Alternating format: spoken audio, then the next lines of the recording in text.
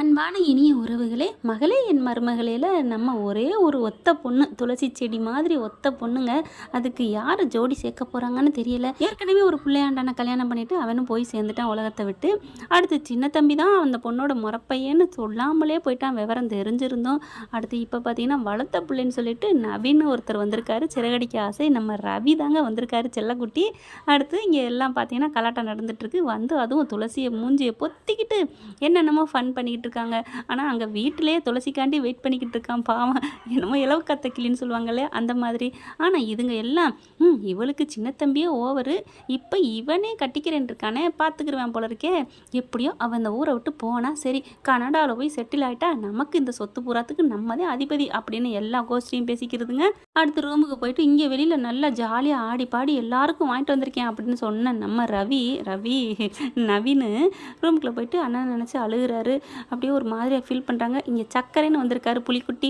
பார்த்தா என்னையே அப்படி பண்ணுறீங்க, நல்லா ஜாலியாக விளையாண்டிங்க, இங்கேயே அழுகிறீங்க அப்படின்னு கேட்க, இல்லை எனக்கு ஒரு மாதிரியாக இருக்குது, வெளியில் ஏதோ இருந்துட்டேன், வீட்டுக்குள்ளே வந்தோன்னே எனக்கு அண்ணன் ஞாபகமாக வருது அப்படின்னு ரொம்ப ஃபீல் பண்ணுறாங்க.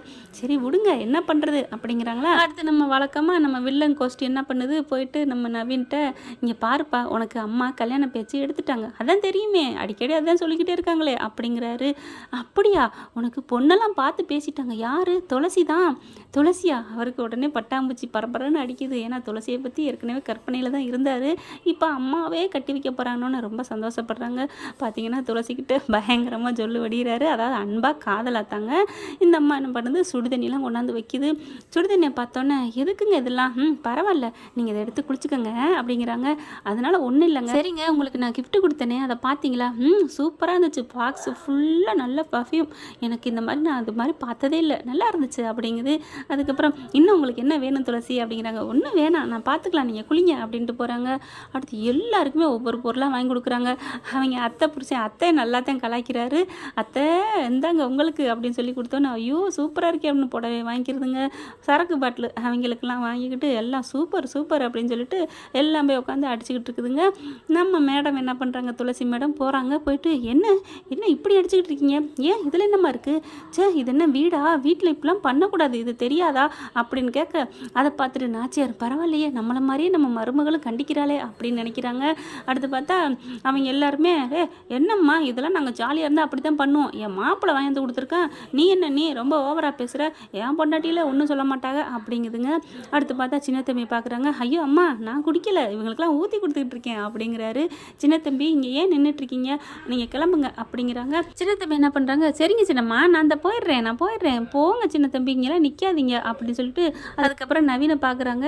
அப்படி பார்த்துட்டு அடுத்து என்னன்னு கேட்க போகிறாங்க. அதுக்குள்ளே நவீன் இருந்துட்டு, சாரி துளசி நான் ஒன்றும் செய்யலை, நான் சும்மா கம்பெனி கொடுத்தேன், நானும் இப்போ கிளம்பிடுறேன் அப்படின்னு சொல்லிட்டு அவர் அங்கே டென்ஷன் போயிடாரு. சின்ன தம்பி ஐயோ அப்படின்னு ஓடுறாங்க. அங்கே இருக்கிற கோஷ்டியெல்லாம் என்ன இவ பேச்சுக்கு 2 பேரும் ஆடி போய் எந்திரிச்சு ஓடுறாங்க.